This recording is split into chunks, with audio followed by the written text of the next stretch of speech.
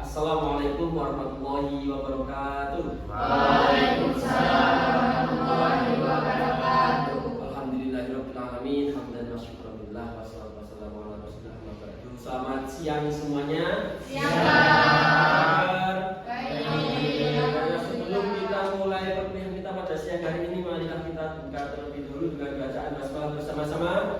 Bismillahirrahmanirrahim. Pada siang hari ini kita kembali lagi pada mata kuliah ekonomi mikro Islam. Pada pertemuan kemarin kita sudah membahas konsep dasar ekonomi mikro Islam, dan pada siang hari ini kita akan membahas terkait perilaku konsumen muslim. Nah, nanti kita akan mempelajari skala kebutuhan, kemudian utilitas dan juga maslahat. Di sini ada yang pernah dengar kata utilitas? Kalau kata utilitas pasti kalian masih asing. Tapi kalau kata kepuasan, tentunya sering. Jadi yang namanya utilitas adalah kepuasan. Coba Mbak Putri bisa tolong skillkan isi keranjangnya.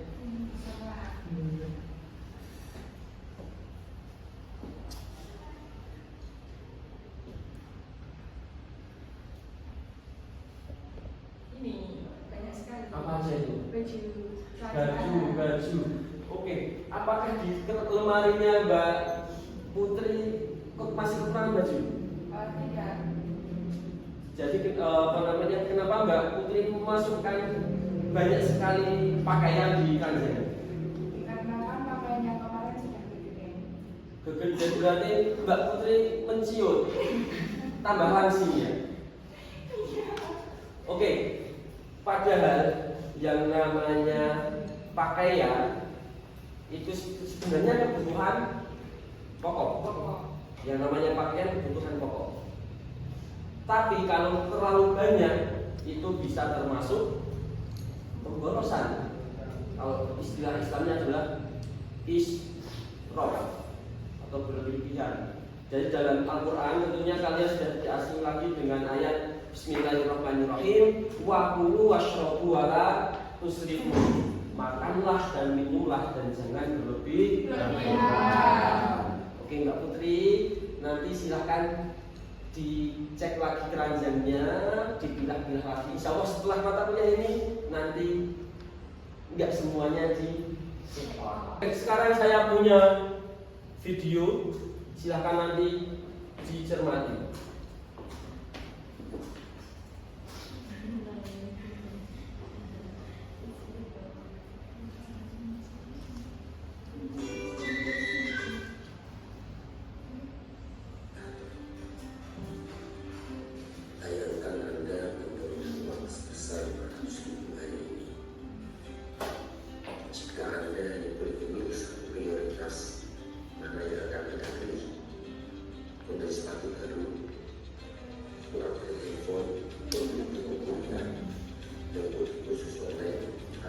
Dari video yang tadi, sekarang coba bayangkan Anda ada di posisi Ali yang tiba-tiba mendapatkan rezeki nomplok 500.000. Apa yang akan Anda lakukan untuk pembelanjaannya?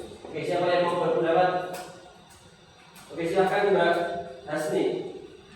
Mbak Hani, mohon maaf. Jadi dengan 500.000 mau untuk membeli tadi sepatu cash, atau untuk membeli buku, atau untuk bersedekah? Saya menjawab mengenai misalnya saya jadi Ali memiliki uang 500.000, apakah uang 500.000 tersebut dibuat beli sepatu, buku, atau untuk bersedekah? Mungkin jadi untuk dari segi saya itu uang 500.000 tersebut itu dibelikan buku dan untuk bersedekah. Karena kalau misalnya dibelikan ke sepatu semua, nanti untuk kebutuhan kita bersedekah tidak terpenuhi. Nah, kalau kita ambil sedekah dan beli buku, itu nanti kita dapat dua manfaat sekaligus, yaitu manfaat dari sedekah dan manfaat dari buku tersebut atau ilmu dari buku tersebut. Terima kasih atas jawabannya. Tepuk tangan untuk Mbak. untuk teman-teman silahkan bentuk menjadi 3 kelompok.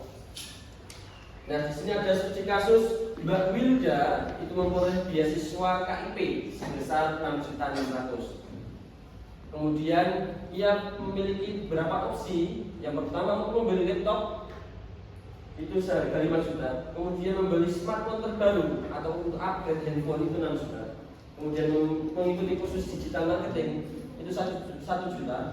Kemudian untuk membantu orang tua dan untuk bersedekah. Nah, bagaimana sebaiknya Wilda menggunakan dana tersebut menurut perspektif ekonomi mikro Islam? Oke, silahkan sekarang bentuk 3 kelompok. Yang kelompok pertama itu untuk mengidentifikasi kebutuhan. Jadi nanti mengklasikan 5 opsi tadi itu berdasarkan tingkat kebutuhannya rendah, sedang, tinggi ataupun sangat tinggi. Kemudian yang kelompok 2 itu menganalisis berdasarkan utilitas, dan yang kelompok 3 menganalisis berdasarkan masalah. Oke, silakan untuk kelompoknya. Silakan untuk kelompok 1 identifikasi kebutuhan, silakan maju.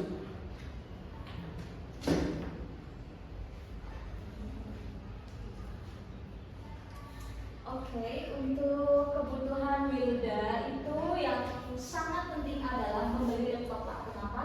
Karena dapat membantu aktivitas belajar dan mendukung dia untuk meningkatkan kompetensinya. Seperti itu. Kemudian kebutuhan keduanya, karena harga laptopnya itu 5 juta, dia masih ada sisa uang 1.600.000, yang 1 juta untuk mengikuti kursus digital marketing, dan yang 600.000 untuk membantu orang tua. Alasannya karena itu manfaatnya lebih besar bagi pendidikan, masa depan, dan keluarga dibanding membeli smartphone baru. Oke. Kemudian silahkan sekarang identifikasi per item. Tingkat rendah, tinggi, sedang, tinggi, dan sangat tinggi. Oke, per item dari laptop misalkan itu tingkat kebutuhannya rendah apa tinggi? Apa sedang? Sangat tinggi. Oke, sangat tinggi. Kemudian smartphone baru? Smartphone itu rendah. Rendah. Kemudian kursus Tinggi. bantu orang tua? Tinggi juga. Sedekah? Sedekah tingkat kebutuhannya rendah apa tinggi? Tinggi. Tinggi. Oke, di sini teman-teman ada yang kurang sepakat?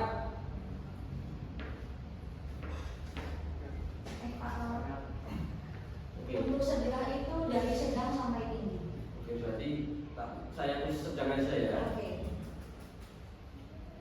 Oke, ada yang ditanyakan kepada Mbak Puji dan dari kelompok kebutuhan? Nggak ada? Oke, kalau nggak ada yang bertanya untuk Mbak Puji, silahkan Mbak Puji kembalikan Pak Duduk. Oke, itulah tugas diskusi pada siang hari ini. Terima kasih atas jawabannya. Oke, dari materi hari ini ada pertanyaan. Apakah keputusan yang paling memuaskan selalu menjadi keputusan yang paling maslahat? Oke, siapa yang mau menjawab? Apakah keputusan yang paling memuaskan selalu menjadi keputusan yang paling maslahat? Kenapa demikian dan apa dasar argumentasinya? Oke, dari beberapa item tadi yang paling utilitasnya paling tinggi apa? Atau yang paling memuaskan? Smartphone terbaru, karena untuk gengsi apalagi gengsi sosialnya. Kalau saya kan milenial. Oke, silakan. Siapa yang mau memberikan argumentasinya? Oke, Mbak Zahra, silakan. Berdiri, Mbak. Jadi untuk apakah keputusan yang paling memuaskan selalu menjadi keputusan yang paling maslahat, itu sangat tergantung pada individunya, sebagai individunya. Karena dikatakan memuaskan berarti intinya tergantung individunya. Dalam teori mikro Islam,